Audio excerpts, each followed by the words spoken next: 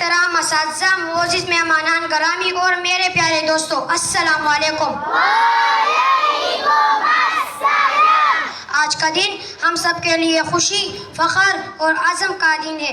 آج ہم اپنے پیارے وطن پاکستان کا یوم آزادی منا رہے ہیں۔ 14 اگست 1947 وہ تاریخی دن ہے جب لاکھوں مسلمانوں کی قربانیوں، جدوجہد اور اتحاد کے نتیجے میں ہمیں ایک آزاد وطن ملا۔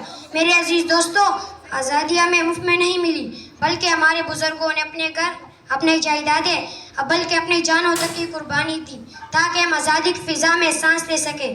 آج ہمارا فرض ہے کہ ہم ان قربانیوں کو نہ بھولیں۔ اگر ہم واقعی اپنے وطن سے محبت کرتے ہیں تو ہمیں صرف نعرے نہیں لگانے، بلکہ اپنے کردار سے ثابت کرنا ہے کہ ہم سچے پاکستانی ہیں۔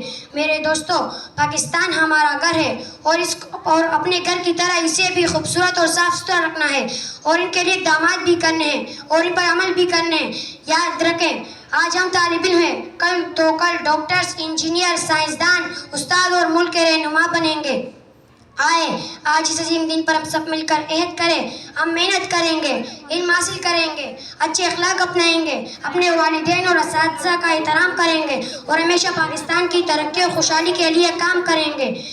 آخر میں اپنے وطن کے لیے دعا کریں، اے اللہ ہمارے پیارے پاکستان کو ہمیشہ امن، اتحاد، خوشحالی اور ترقی عطا فرما، اور ہمیں ایسا شہری بنا جو اپنے وطن کی عزت اور خدمت کرے۔